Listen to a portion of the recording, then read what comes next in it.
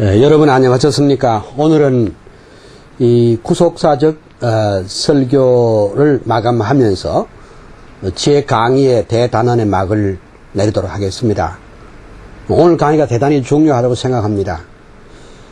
지난번에 제가 말씀드리면서 그 예증적인 설교에 대해서 문제점을 제기하고 그 예증적인 설교의 그 부족한 것 또 결점을 보완할 수 있는 것, 즉 한국교회를 정말로 하나님의 말씀으로 되돌려 넣는 그런 방법은 구속사적인 강해 설교가 되어야 되겠다, 이런 말씀을 지난 시간에 한 줄 압니다.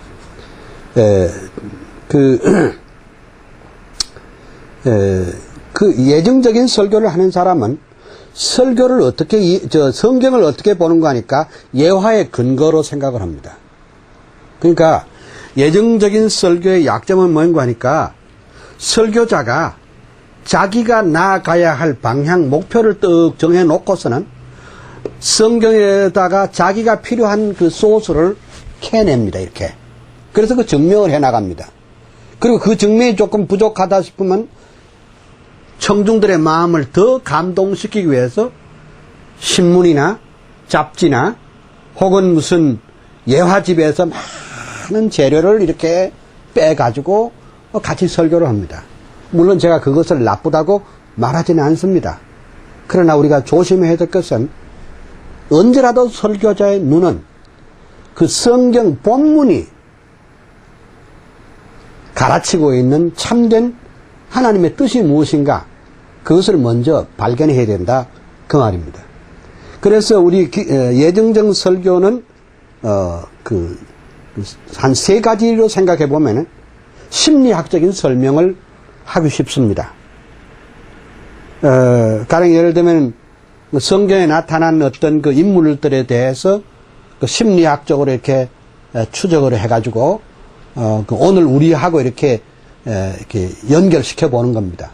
다시 말하자면 성경에 나타난 인물들하고 오늘을 살아가는 우리들의 그 상황하고 이렇게 묘하게 이렇게 다리를 연결시켜서 거기서 어떤 교훈을 얻고자 하는 것입니다. 그 다음에 이제 이 심리학적인 해석은 설교의 실제 내용을 그 교훈이라는 눈더미 속에 가다 버릴 수 있습니다. 우리가 하나 알아야 될 것은 성경에는 캐리그마도 중요하고 디다케도 중요합니다, 물론. 그러나 먼저 캐리그마를 알고 난 다음에 교훈, 즉 디다케도 말할 수 있는데, 캐리그마를 아예 이렇게 다 빼버리고 난 다음에 디다케만 성경에서 말하는 것은 그것은 잘못되기 쉽다, 이 말이죠. 두 번째는 소위 영해의 문제인데, 흔히 우리 한국교회에서 제일 많이 쓰는 것 가운데 소위 영해 문제입니다. 성경 시대와 오늘의 이 시대를 2000년을 간격을 메꾸기 위한 가장 좋은 방법이 영해라는 방법인데, 혹 이렇게 잘못하면은 이런 것이 있습니다. 예수님께서 제자들과 함께 배를 타고 가시다가 주님이 고온히 주무셨습니다. 그때 풍랑이 일어났는데 제자들이 선생님을 깨우면서 선생님, 우리가 죽게 되었나이다 하고, 그 다음에 예수님께서 바람과 파도를 꾸짖으신 장면이 나옵니다. 그걸 가지고 어떤 설교자가 설교하기를 이렇게 말합니다. 인생은 고해와 같다. 인생은 고해와 같다는 전제를 딱 하고 난 다음에 무슨 공자님, 석가님, 무슨 소크라테스, 키엘케골, 별의별 사람 다 해서 인생은 고해와 같다.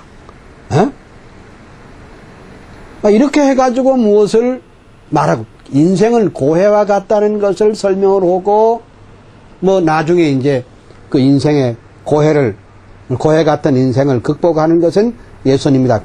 끝에 와서 한 말씀 하는데, 그러나 성경은 우리에게 이 본문은 인생은 고해와 같다는 것을 가르치려는 것이 목적이 아니고, Jesus Christ Almighty King, He is Son of God, 예수 그리스도는 하나님의 아들이요, 그는 창조주 하나님으로서 바람과 파도까지도 잠잠케 하시는 창조주 하나님인 것을 보여주기 위한 것이라는 사실을 우리가 깨달아야지.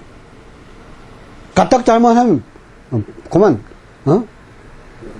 파도 설교, 배 설교가 돼버리기 쉽단 말이에요. 이 조각배를 깊이 설명하고 난 다음에 뭐 인생은 조각배와 같다든지 뭐 이런 것은 이게 성경을 말하고자 하는 것이 아니라 이게. 그 다음에는 이제 그 도덕적인 그 도덕화의 위험도 문제가 있는데 그것은 아까 말했습니다. 지난번에도 제가 말씀을 드렸는데 소위 도덕적인 설교란 바로 율법적인 설교입니다. Moralistic preaching is legalistic preaching입니다. 도덕적인 설교가 곧 율법적인 설교입니다. 그러니까 우리는 언제라도 그렇습니다. 성경을 구속사적인 설교라고 하는 것은 성경을 점으로 보는 것이 아니라 선으로 보는 겁니다. 이렇게. 하나님께서 날 같은 죄인을 구속하여 주시기 위해서 우리를 위해서 위대한 구속의 계획을 세우시고 그 위대한 구속의 계획을 성경의 역사를 통해서 자기 자신을 계시하여 주셨습니다. 인간은 자기 힘으로 구속함을 받을 수 없고 어린 양의 피로 말미암아 구속함을 얻는다는 것은 대속의 죽음이 있어야 하나님의 공의가 만족되는 것입니다. 그러니까 하나님은 예수 그리스도의 십자가는 하나님의 공의와 하나님의 사랑이 교차되는 장소가 바로 십자가입니다. 이것을 하나님은 이스라엘 역사를 통해서 자기를 의의 하나님은 동시에 사랑의 하나님이시다. 인간은 자기 힘으로 구속함을 받을 수 없기 때문에 참된 중보자 곧 참 사람이시요 참 하나님이신 아들 예수 그리스도가 오셔서 유월절의 어린 양처럼 십자가에 못 박혀 죽어야 될 것을 구약 성경 전체를 통해서 계시하여 주셨습니다. 때가 이름에 그리스도께서 오셔서 우리를 위해서 십자가를 지시고 우리를 죄 가운데서 구속하여 주셨습니다. 여러분, 성경은 절대로 그냥 역사책이 아닙니다. 성경은 그냥 무슨 좋은 도덕경이 아닙니다. 성경은 하나님의 말씀이요 하나님의 구속의 역사입니다. 그러므로 설교자가 설교를 할 때는 거기에다가 포커스를 맞춰가지고 설교자 자신이 하나님의 말씀 앞에 무릎을 꿇어야 그것이 성경이 바로 증거되고 그것이 바른 설교가 될 수 있지. 성경에 무슨 단어 하나하나 꼭 집어 떼가지고 아니면 전체사 하나하나 꼭 집어 떼가지고 부사 하나 꼭 집어 떼가지고 뭐 거기다가 무슨 넓적한 것은 뭐이고 펑퍼짐한 것은 무엇이고 그 다음에 둥글둥글한 것은 무엇이고 파란 건 뭐이고 까만 건 무엇이다. 이런 식의 말하자면 예정적인 설교는 성경을 바로 깨닫기에 엄청 부족한 것이라고 저는 생각합니다. 이것이 우리 개혁교회의 그 설교관입니다. 성경을 선으로 먼저 볼 줄 알아라. 점으로 보지 말고. 성경은 많은 파편이 이렇게 흩어져 있는 것이 아니라 분명하게 하나님의 계시의 역사로 이렇게 흘러가고 있다. 이것을 말씀드릴 수밖에 없습니다. 그러면 오늘 이 마지막 강의에서 다시 여러분에게 말씀드린 것은 구속사적 설교의 원리가 뭐냐. 앞서 우리는 이미 구속사적 설교에 대해서 말씀드렸지만은 전 세계에 있는 이 칼빈주의자들, 개혁주의자들, 예를 들면 홀베르다, 화란의 깜본신학대학의 구약학교서 홀베르다, 그 다음에 변증학자, 유명한 조직신학자의 변증한 클라스 스킬더 박사, 그 다음에 시 페인호프 등 걸출한 칼빈주의 학자들이 이 구속사적인 설교 원리를 제시했는데 첫째 원리가 뭐냐? 하나님 중심 사상입니다. 구속사적 설교를 하는 사람은 항상 역사적 본문을 취급할 때 인간 편에서의 접근보다도 하나님 편에서의 접근을 최우선순위로 다루는 것입니다. 이 말을 조금 더 진지하게 전개하기 위해서 스킬더 박사께서 하신 말씀을 제가 그대로 인용해 보겠습니다. 여러분 들어보세요. 그는 말하기를 설교자들 가운데는 예수 그리스도 그 자신보다도 그 주변 인물에 대해서 관심을 갖고 설교하는 사람들이 많다. 예컨대 유다, 베드로, 빌라도, 헤롯, 마리아들에 관하여 특히 그들의 내적 갈등과 위로와 또는 완약한 마음에 대해서 이야기가 부각되는 반면에 중요한 것은 잊어버리고 있는데 그 중요한 것이 뭐냐? 하나님께서 독생자에게 무엇을 하셨고 그리스도께서 무엇을 하셨는지 그리스도께서 그 주변 인물을 통해서 무엇을 하셨는지를 설교해야 합니다. 그러므로 사람이 아니고 그리스도께서 우선순위가 돼야 한다. 이렇게 스킬드 박사는 말했습니다. 여러분 이해가 됩니까? 오늘까지는 우리가 늘 그렇게 설교할 때 항상 베드로에 대해서 심리학적으로 도덕적으로 예레미야에 대해서 심리학적으로 도덕적으로 설명하기만 했습니다. 성경의 역사는 구속사이므로 당연히 하나님 중심으로 생각을 해야 되겠고 하나님 우선 시각으로 접근을 해야 그것이 바른 설교가 된다는 것입니다. 물론 성경 기록의 역사에는 하나님만 나온 것이 아니라 인간도 나옵니다. 보세요. 성경에는 두 가지 극점이 있습니다. 첫째는 하나님이요. 그다음 인간입니다. 하나님께서는 인간에게 계시하여 주셨습니다. 그 인간이 계시를 받았을 때 여기서 그 반응이 나옵니다. 그 반응은 용기, 믿음, 신뢰, 불신앙, 불순종 또는 화복 등 여러 가지 그 반응이 나타납니다.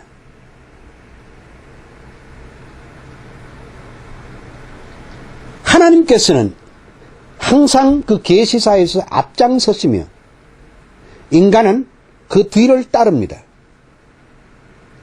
성경은 어떤 개인의 흥망성쇠나 국가의 흥망성쇠를 다루는 책이 아닙니다.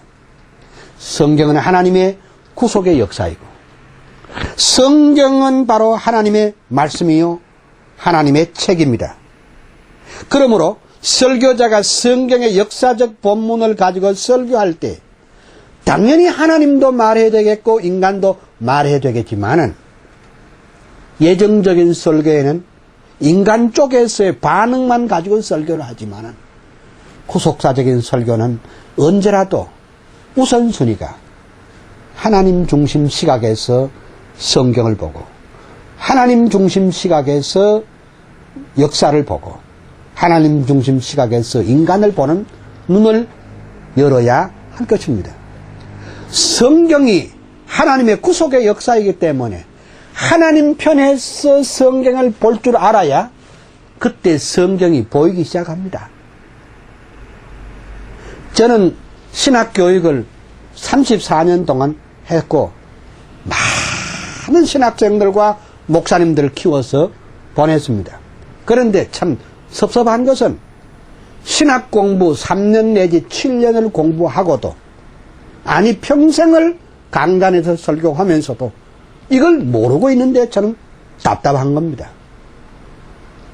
성경은 하나님의 말씀입니다. 우리가 칼빈주의 신학을 공부하고 칼빈의 신학을 배우고 카이퍼, 바빙크 스킬들을 배우고 난 다음에 그래도 설교할 때는 예정적인 설교를 해버림으로 말미암아 그냥 도덕적인 설교를 해버리게 된다. 이게 참 안타까운 말입니다.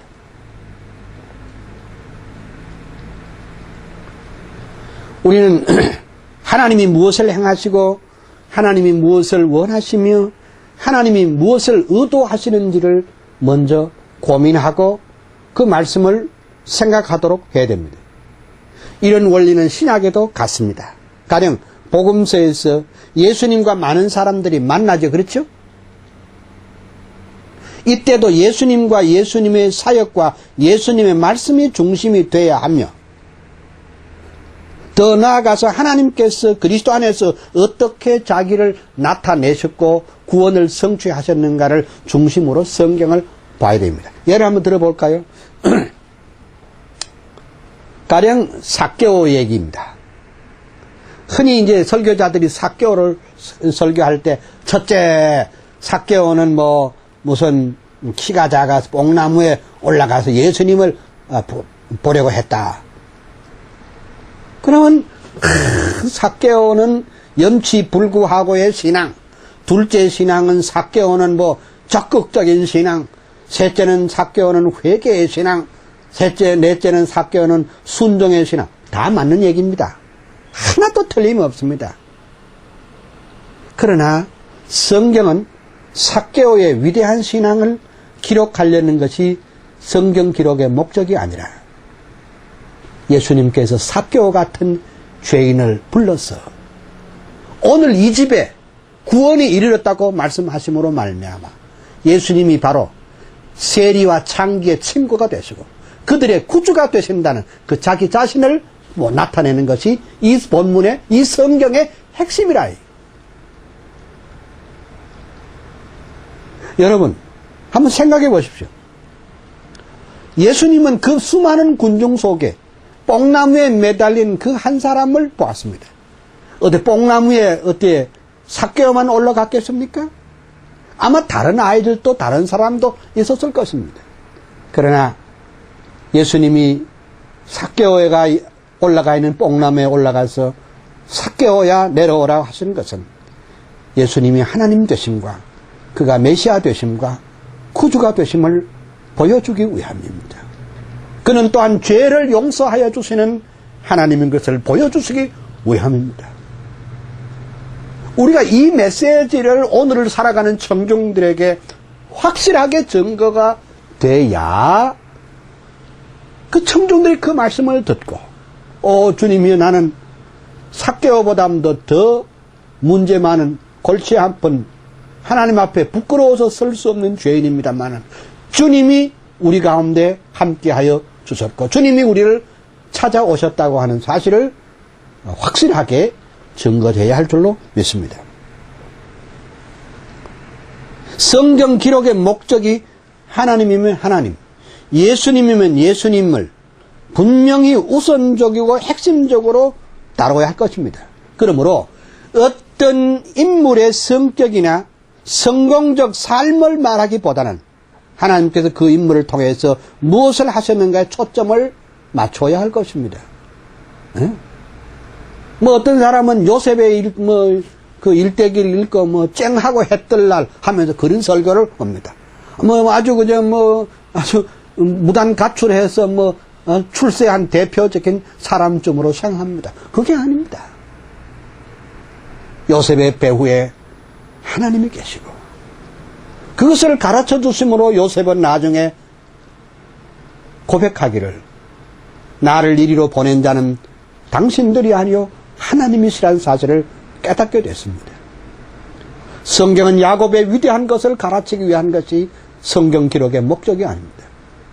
야곱은 창세기 25장에서 50장까지 그렇게 많은 장을 할애하면서 성경을 야곱에 대해서 기록해 놨습니다. 근데 이게 웬일입니까? 에녹은 일생 동안 깨끗하게 사는 사람이지만 단 석 줄밖에 기록이 안 되어 있습니다. 왜 그럴까요? 성경은 이겁니다. 야곱의 위대한 생애를 그리려고 했던 것이 아니라 야곱처럼 지지리도 못 났고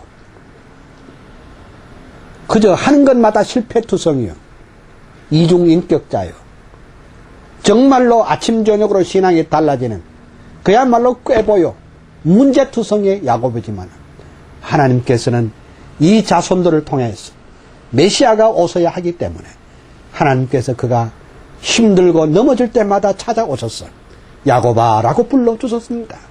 여러분 이것은 하나님의 계시의 역사입니다. 야곱의 역사가 아닙니다. 하나님의 은총의 역사입니다. 하나님의 거저주시는 은총을 이 성경이 우리에게 보여주신다 그 말입니다. 이것을 깨달을 때 설교자의 눈은 막 열려지고 가슴이 불이 탑니다.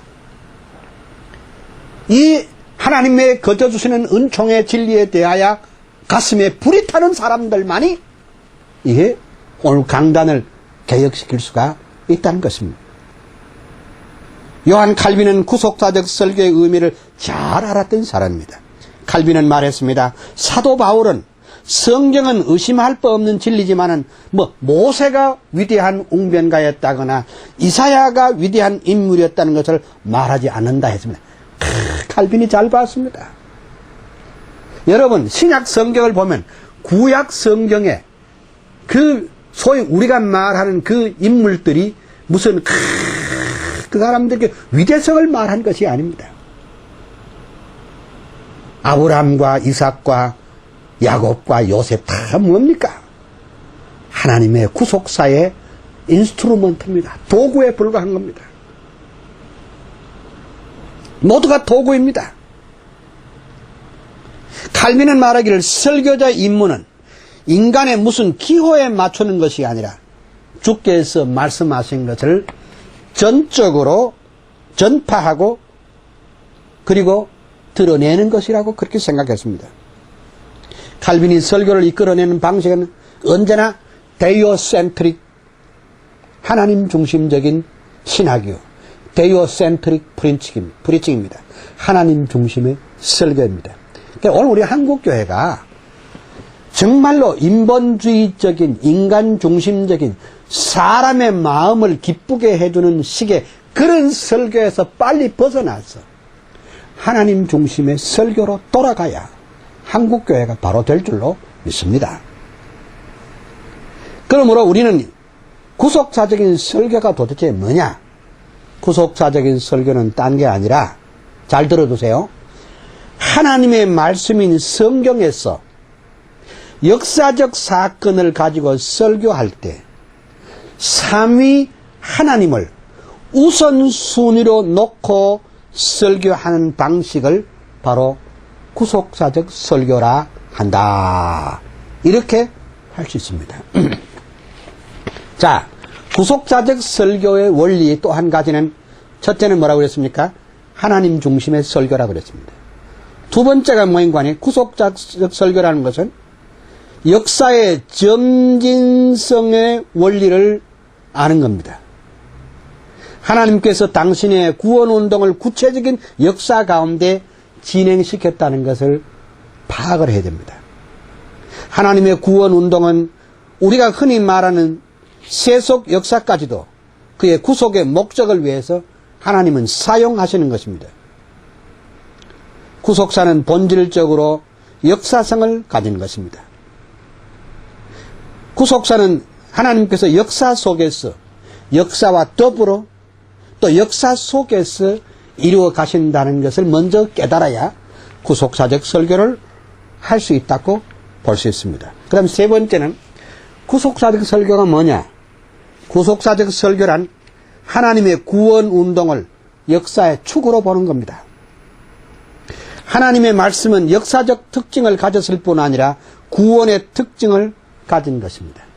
성경은 하나님과 그의 백성들이 관계하는 중에 일어난 사건 기록이라기보다도 하나님께서 택한 민족을 계시의 수용자로 삼고 그들에게 역사를 통해서 구원의 길을 제시한 것이라고 할 수 있습니다. 그래서 우리가 이 성경을 볼 때 항상 거기에다가 초점을 맞추고 눈을 떠야 성경을 바로 깨달을 수 있고 또 설교를 바로 할 수 있다. 이렇게 볼 수가 있습니다. 그러면 시간이 많지 않기 때문에 간단하게 마무리를 하면은, 구속사적인 설교는 언제라도 하나님의 자기 계시의 사실을 기억을 해야 됩니다. 하나님께서 자기 계시를 하고 있다. 또 두 번째는 구속사적인 설교를 할 때는 항상 중보자를 통한 하나님의 자기 계시를 발견하는 일입니다. 세 번째는 구속사적 설교를 할 때 유의해야 될 것은 하나님의 계시는 그의 백성과 맺은 언약 속에서 나타났다는 것을 분명히 알아야 합니다. 아까 제가 분명히 말씀드렸습니다. 성경을 점으로만 보지 말고 선으로 봐라. 성경을 점으로 보는 사람은 성경을 하나님의 말씀으로 안 믿는 사람, 소위 빨트주의자들이 그렇게 말합니다. 그리고 실존주의자들이 그렇게 말합니다.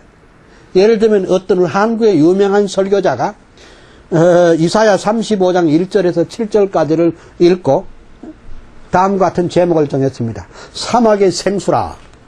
이렇게 말하고 난 다음에 첫째는 사막에는 생수가 없다.